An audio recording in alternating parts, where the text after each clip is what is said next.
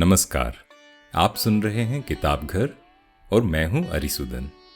किताब घर में हम बात करते हैं हिंदी किताबों पर, नई पुरानी हर तरह की, चाहे कल्पना हो, इतिहास, कविता, कहानी या व्यंग्य।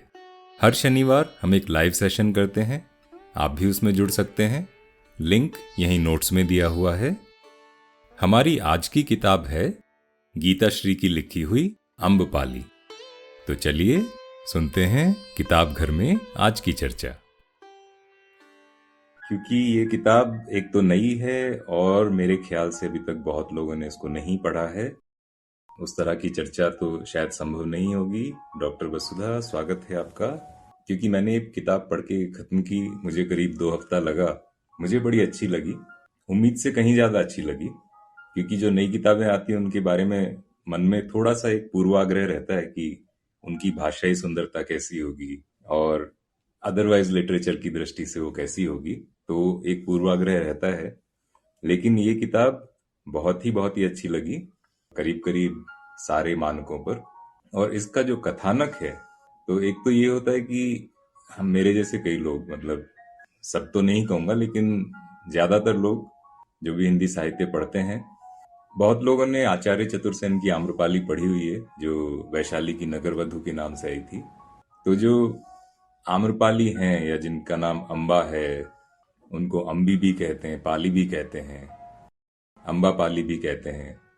जो अम्बा है, उनकी जो छवि है वो वैशाली की नगरवधु में जो आचार्य चतुर्सेन ने खींची थी, जो उन्होंने चित्र बनाया था वैशाली की नगरवधु का, वो दिमाग में बड़ा गहरा बैठ जाता है। क्योंकि एक तो उन्होंने बहुत ही सुंदर किताब लिखी थी, उसमें कोई शक नहीं है, और जिस तरह से उन्होंने कहानी बुनी थी वो भी बहुत ही उत्कृष्ट था। तो वो एक छवि रह जाती है। और उसके बाद जब आप ये किताब पढ़ते हैं, और ये किताब नहीं, आचार्य चतुर्सेन की वैशाली की नगरवधु से अब तक कई किताबें आ चुकी हैं आम्रपाली के बारे में। एक फिल्म भी बन चुकी है, काफी पुरानी फिल्म है, शायद 1959 या अब से 40-50 साल पुरानी है। तो इस किताब में अलग क्या है? सोचते हैं ना कि ये लेखक आगे क्या करेगा, ये लेखिका आगे क्या जोड़ पाएगी इस किताब में, जो इतना कुछ ऑलरेडी लिखा जा चुका है। तो किताब की शुरुआत ही बड़ी रोचक है, जहां पर लेखिका कहती हैं, इतिहास जिसे छोड़ देता है, साहित्य उसे गरिमा प्रदान करता है। और ये यहीं से आपके मन में वो एक शुरू हो जाता है कि अब क्या होगा इस किताब में। तो जैसे हमने एक बार पहले चर्चा की थी मल्लिका, जो मनीषा कुलश्रेष्ठ की लिखी हुई किताब है, जिसमें उन्होंने भारतेंदु हरिश्चंद्र की प्रेमिका मल्लिका को उनका स्थान दिया है, जो हमें इतिहास में नहीं मिलता है। और इतिहास में ऐसी बहुत सारी स्त्रियां जो हैं, वो बैकग्राउंड में चली जाती हैं, साइड में चली जाती हैं, हाशिए पर रह जाती हैं, वो कभी मुख्य धारा में नहीं आती। तो ये काम साहित्य करता है। और इसीलिए मैं कहता हूं कि अगर इतिहास जानना है तो केवल इतिहास की बुक मत पढ़िए, आपको साहित्य पढ़ना पड़ेगा। क्योंकि साहित्य उस समय के समाज की तस्वीर आपको दिखाता है। और इतिहासकार जो होते हैं वो हमेशा हमेशा तो नहीं, अधिकतर किसी ना किसी एक बायस से ग्रस्त होते हैं, तो वो उसी दिशा में लिखते हैं और उसी तरह से लिखते हैं। लेकिन जो साहित्यकार होता है, वो कहानी की तरह से लिख देता है। वो ये भी क्लेम नहीं करता कि साहित्य सही, इतिहास सही है या नहीं। आपको अपने माने अपने आप निकालने पड़ेंगे। तो बहरहाल इस किताब में साहित्य और इतिहास का संगम है मेरे हिसाब से।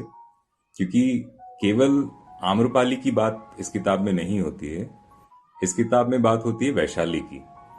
और जब हम कहते हैं कि India is one of the youngest democracy, तो यहाँ पर बताते हैं कि वैशाली कब से एक गणराज्य था, एक रिपब्लिक था, जहां पर कोई एक राजा नहीं होता था। अलग अलग जगह से जो मुखिया थे वो आकर बैठते थे, उनकी सभा होती थी, उनकी वोटिंग होती थी और उसके बाद निर्णय होता था। यहाँ तक कि उनका अपना एक संविधान था। और वो संविधान की जो किताब थी, हम 26 जनवरी पर काफी चर्चा किए और सुने मेंजा पर कि संविधान कैसे लिखा गया, इंडिया का जो कॉन्स्टिट्यूशन है। लेकिन यहाँ वैशाली का जो संविधान था वो लिखा गया था एक किताब में, जिसका नाम था प्रवेणी। तो एक तो ये पता लगता है कि जो लेखिका है गीता श्री, उन्होंने बहुत अच्छा रिसर्च किया है, जगह जगह घूम घूम कर, जैसा उन्होंने शायद कहीं बैकग्राउंड में लिखा है, उनके बारे में किसी ने लिखा है। और उन्होंने काफी सारी किताबों के उल्लेख दिए हैं, जिसमें जो चीन से हिंदुस्तान यात्री आते थे पुराने जमाने में, वो क्या लिखते थे मगध के बारे में, वैशाली के बारे में, तक्षशिला के बारे में, अलग अलग जगहों के बारे में। तो वहां से भी काफी कुछ उठाया है। तो कई सारी अच्छी चीजें हैं इसमें। तो इतिहास और साहित्य का संगम तो है ही। उसके अलावा एक और बात जो मुझे बड़ी अच्छी लगती है कि इसमें केवल आम्रपाली के बारे में बात नहीं है या अम्रपाली के बारे में बात नहीं है। वो मुख्य पात्र हैं, कोई शक नहीं, लेकिन साथ साथ उनके आसपास की जो और स्त्रियां हैं उस समय की, जैसे मंजरिका हैं जो पत्नी थी आचार्य दिव्य की, जो कि सेनाधिपति भी थे, और सिंहा है, शिव्या है, और भी दो तीन स्त्रियां हैं जो आम्रपाली के साथ रहती हैं, आम्रपाली के साथ रहती हैं, और ये सब भिक्षुणी भी बन जाती हैं। तो कहानी जहां से शुरू होती है वहां ना तो मगध दिखाया जाता है ना वैशाली दिखाई जाती है। वहां आम्रपाली को या अम्रपाली को एक भिक्षुणी के रूप में दिखाया जाता है कि जब वो सब कुछ त्याग चुकी हैं, उनका जो राजमहल था जो उन्होंने अपनी शर्तों पर लिया था वैशाली से, उसको त्याग कर जब वो बुद्ध की शरण में चली जाती हैं और भिक्षुणी बन जाती हैं, तो किसी घर में वो भिक्षा के लिए गई हैं। और ऐसा कहा जाता था कि जब किसी के पास देने के लिए कुछ नहीं होता था दान में, तो जो आपका दान पात्र है या भिक्षा पात्र है उसमें वो केवल पानी थोड़ा सा डाल देते थे। उस पानी में आम्रपाली को अपनी छवि दिखाई देती है और अचानक से उनको लगता है कि वो क्या से क्या हो गई। इस बात का उन्हें पछतावा नहीं है कि वो इतनी अलौकिक सुंदरी थी, राजनर्तकी थी, सारा वैशाली उनके सामने झुकता था, लेकिन उनको लगता है कि उनकी जो यात्रा रही है उस यात्रा को कहने की और लिखने की आवश्यकता है। ये उस किताब की भूमिका भी बन जाती है। तो इसके बाद वो अपनी जो उनके साथ जो भिक्षुणी होती हैं, दूसरे सिंघा और मंजरिका, ये सब, तो उनके साथ वो इस बात की चर्चा छेड़ती हैं कि हम सब अपना अपना काव्य क्यों ना लिखें, अपना अपना अपना इतिहास, अपनी कहानी, अपनी गाथा क्यों ना लिखें। और कहते हैं कि कहानी को लिखने का एक बड़ा रोचक और सुंदर तरीका होता है कि उसको काव्य की शक्ल में लिखा जाए। तो वो उस तरह से लिखना शुरू करती हैं और अपनी अपनी कहानी कहना शुरू करती हैं। और इसमें आम्रपाली से अगर थोड़ा सा हटें तो सिंघा जैसे हैं, वो खुद एक बड़े बड़ी इंटरेस्टिंग पात्र हैं। जनरली उस तरह के पात्र हमको पुरुषों की भूमिकाओं में दिखते हैं ज्यादातर, कि कोई योद्धा होता है, सेना संभालता है, शासन संभालता है, और अचानक से एक दिन लगता है कि मैं क्या कर रहा हूं, मुझे तो सब कुछ छोड़ के चले जाना चाहिए, पता नहीं मुझे किस चीज की तलाश है। तो वो चीज इसमें सिंघा के साथ होती है। तो सिंघा की अपनी एक अलग कहानी चलती है, आम्रपाली की कहानी इसके केंद्र में चलती रहती है। और डॉक्टर वसुधा ने पूछा, ये सिर्फ स्त्री केंद्रित किताब है? काफी हद तक हाँ, क्योंकि कहानी तो आम्रपाली की है।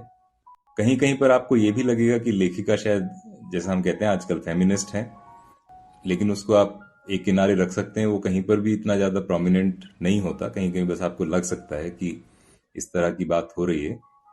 लेकिन जो कहानी है वो कई दिशाओं में जाती है। वैशाली की बात होती है, वैशाली का शासन कैसे चलता था उस समय, उनके मगध के साथ क्या रिश्ते थे, मगध ने कितनी बार प्रयास किया था कि वैशाली को जीत सके। और क्योंकि वैशाली जो था वो राजतंत्र नहीं था, वहां पे कोई एक राजा नहीं होता था, मगध के राजा प्रयास करते हैं कि वैशाली को किस तरह से तोड़ा जाए। उस सब के बीच में आम्रपाली की क्या भूमिका होती है, वो सब भी है। तो क्योंकि अगर देखें तो उस समय के हिसाब से आम्रपाली का जो राजमहल था या रंग महल था या जो भी नृत्यशाला थी, वो एक तरह का शक्ति केंद्र भी था। क्योंकि जब वैशाली के लोगों ने उनको नगरवधु बनाने का निर्णय लिया, तो आम्रपाली जो हैं उन्होंने अपनी शर्तें रख दी। और उनकी कई सारी शर्तों में ये थी कि उनके पास अपनी स्वतंत्र एक सेना होगी जिस पर वैशाली का अधिकार नहीं होगा, कौन उनसे मिलने आएगा, कौन उनका प्रेमी होगा, किसके सामने वो नृत्य करना चाहें, ये सारा निर्णय आम्रपाली का स्वयं का होगा। उसमें वैशाली का कोई भी सामंत या कोई भी मंत्री, मंत्री जिसको अमात्य कहते हैं, वो कोई भी हस्तक्षेप नहीं कर सकता।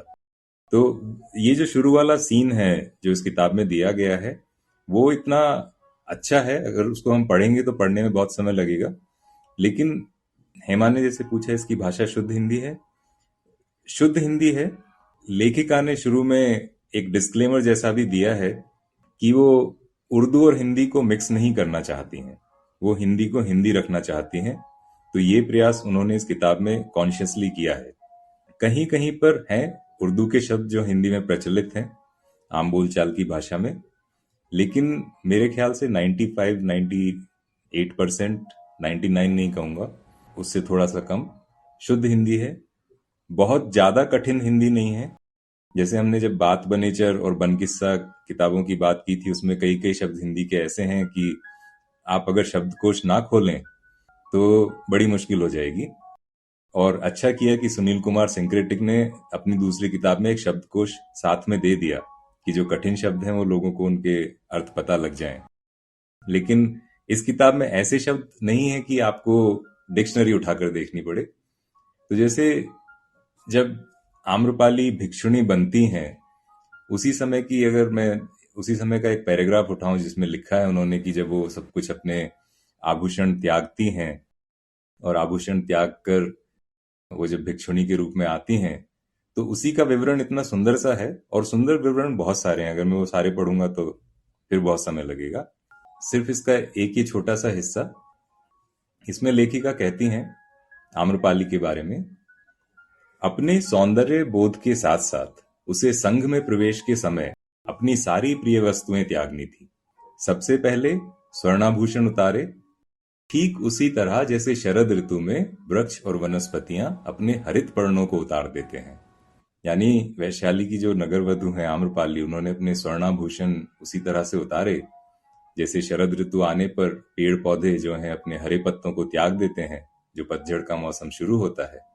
आगे कहती हैं, और जंघाओं तक लटकी स्वर्ण झालरें जिनमें उज्जवल मोतियों की लड़ियां भी थी, काले काले और घुंघराले केशों में नीचे तक लिपटे हुए स्वर्ण माणिक्य की लड़ियों को धीमे से नोच दिया, ठीक उसी तरह जैसे उपवन में भ्रमण के लिए आई किसी रूपवान नवयौवना ने निष्ठुरता के साथ नए खिले हुए सुगंधित पुष्पों को टहनियों से नोच लिया हो।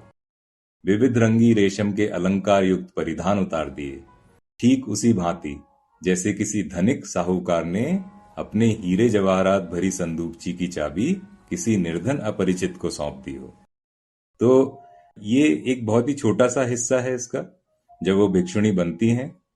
और इस तरह की बहुत सारी इसमें छोटी छोटी बातें हैं, छोटी छोटी पंक्तियां हैं जो बड़ी सुंदर बन पड़ती हैं। भाषाई सौंदर्य जो है बहुत अच्छे से मेंटेन किया है। लगता नहीं कि आप 2022 की किताब पढ़ रहे हैं हिंदी वाली। किंडल ने थोड़ा सा गड़बड़ किया है मामला कहीं कहीं पर।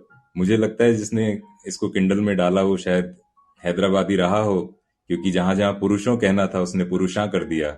जो भी ओ था वो कई जगह पर आ है, तो आपको ऐसा लगता है कि कहीं ये हैदराबादी इन्फ्लुएंस तो इसमें नहीं आ गया है।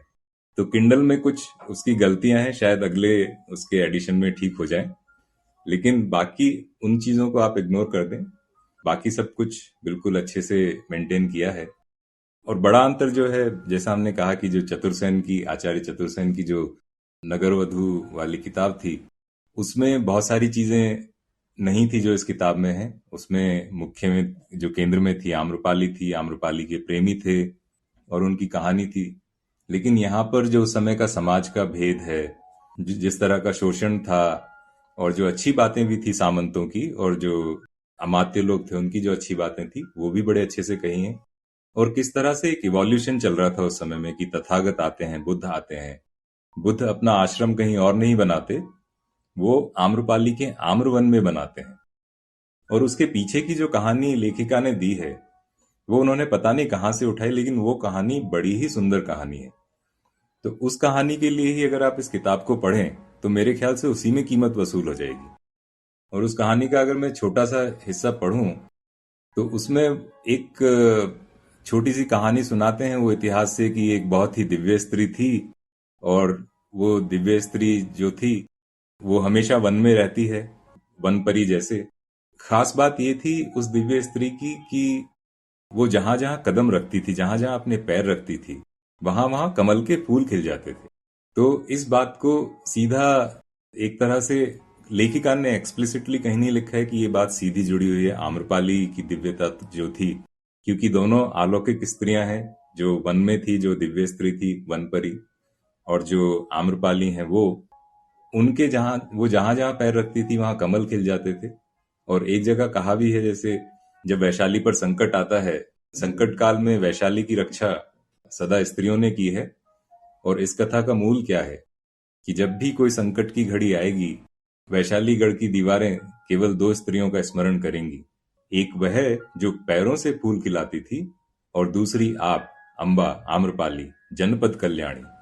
तो यहाँ पर शब्द प्रयोग किया है जनपद कल्याणी, क्योंकि सारे जन का, वैशाली की जो आम जनता थी उनका कल्याण करती थी आम्रपाली। तो दोनों को उस तरह से आपस में रिलेट किया है।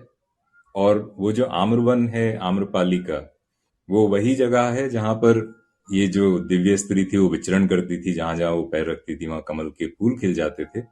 और कहते हैं कि एक राजा ने जब उन्हें देखा, उनका अलौकिक सौंदर्य जो समूची पृथ्वी पर पहले कभी नहीं देखा था, खुले घने केशपाश, उलझे हुए मृगनयनी, भौहें कमान जैसी तनी हुई, पंखुड़ियों से नरम गुलाबी होंठ, बाहें चंदन की शाखों सी, बदन पर कंचुकी कमल में लिपटा छाल सा कोई वस्त्र, और एकदम अलग तरह के पैर, जैसे कोई हिरण अभी अभी कुलांचे भरकर लौटा हो।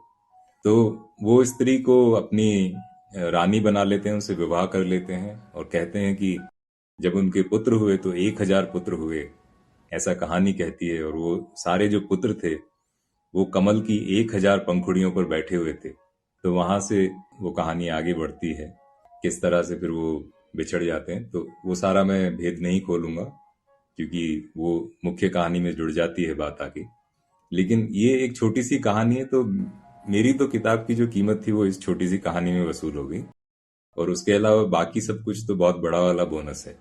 जिसको भी साहित्य में रुचि है, अच्छी भाषा में रुचि है, साहित्य और इतिहास का इतना अनूठा संगम अगर देखना है, पढ़ना है, तो इस किताब को अवश्य अवश्य पढ़ना चाहिए। अब मैं थोड़ा सा रुकता हूँ। डॉक्टर वसुधा, श्रुति, आप कुछ कहेंगे? मैं अकेले अकेले बोल के बोर हो गया।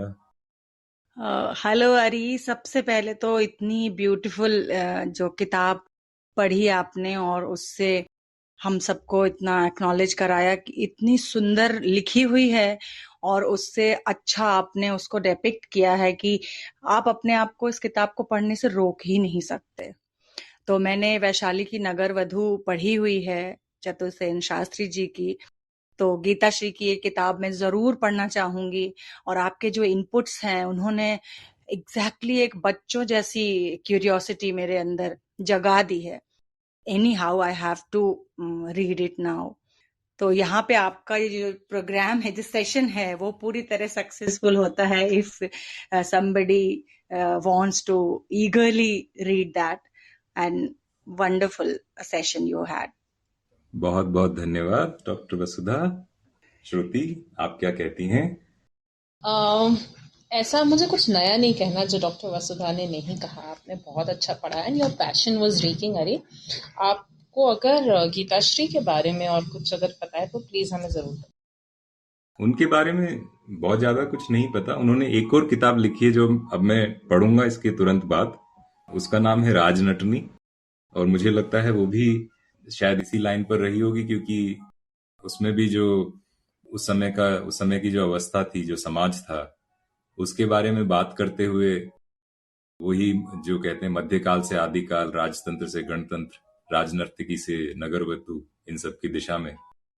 तो उसी तरह की वो किताब मेरे ख्याल से होगी। उसको भी मैं पढ़ने वाला हूँ इसके बाद। मेरे ख्याल से बड़ा अच्छा प्रयास है गीता श्री का। बहुत ही अच्छी किताब लिख डाली है उन्होंने। अरी, कितने पेजेस की बुक है ये? ये वैशाली की नगर वधु से करीब करीब दुगनी तो है। वाओ ये तो वैशाली की नगर वधु is already a big book. हाँ, तो इसमें 250 से तो ज्यादा पेज हैं शायद, जहां तक मुझे याद है। हाँ, 250 के करीब हैं। और आपने किस बेसिस पे ये बुक चूज करी? What made you choose it? हाँ, इंटरेस्टिंग क्वेश्चन। सो प्रवीण झा जो हैं लेखक, जो खुद एक लेखक हैं, वो कई बार अच्छी अच्छी वो जो किताबें पढ़ते हैं उनके बारे में फेसबुक पर लिख डालते हैं। उन्होंने अभी हाल ही में, कुछ शायद पिछले महीने की बात है, किसी फ्लाइट में बैठे बैठे ये किताब पढ़ी थी। या उससे पहले पढ़ी थी, तो इसके बारे में लिख दिया था उन्होंने एयरपोर्ट से या यात्रा करते करते। तो मुझे बड़ा अच्छा लगा जो इसका कथानक था। वहां से मैंने सोच लिया कि चलो इसको पढ़ डालते हैं। तो इस तरह से शुरुआत हुई। That's great. अच्छा, आप जो इसकी इनकी गीताश्री की नेक्स्ट बुक पढ़ने जा रहे हैं, राजनटनी, मतलब कि राज नर्तकी से ही रिलेटेड होगी, तो डोंट यू फाइंड कि सेम आपका प्रेफरेंस क्या होता है कि सेम स्ट्रक्चर सेम प्लॉट की बुक को ही आगे रीड करना, या जो प्लॉट आप पढ़ चुके हैं उसको you want to retain for some time and choose the next plot of book, मतलब नेक्स्ट टाइप ऑफ सब्जेक्ट? नहीं, ऐसा तो नहीं है। मैं रैंडमली किताब उठा लेता हूँ, लेकिन इनके केस में मैंने सोचा कि इससे पहले कि मैं भूल जाऊं कि राजनटनी पढ़नी है, तो उसको पढ़ यस। डालते हैं। वरना वो कई बार ना इरादे इरादे ही रह जाते हैं। जैसे अमृता प्रीतम की मैंने रसीदी टिकट पढ़ी थी और उसके बाद सोचा था उनकी 2-3 किताब एक साथ पढ़ूंगा, और वो आज तक पेंडिंग ही पड़ी है पिछले 1-1.5 साल से।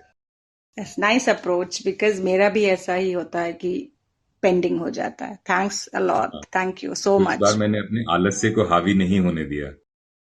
चलिए, इसी के साथ हमारे 10 सेकंड बचते हैं। सबका बहुत बहुत धन्यवाद। मेरे ख्याल से सबको ये किताब पढ़नी चाहिए, खासतौर पर भाषा सौंदर्य और साहित्य इतिहास के लिए। ये थी इस हफ्ते की किताब। अगले अंक की किताब होगी मोहनलाल भास्कर की लिखी हुई मैं पाकिस्तान में भारत का जासूस था। हमसे जुड़ने के लिए आपका बहुत बहुत धन्यवाद। स्वस्थ रहें, प्रसन्न रहें, और हाँ, इस चैनल को लाइक और सब्सक्राइब करना ना भूलें।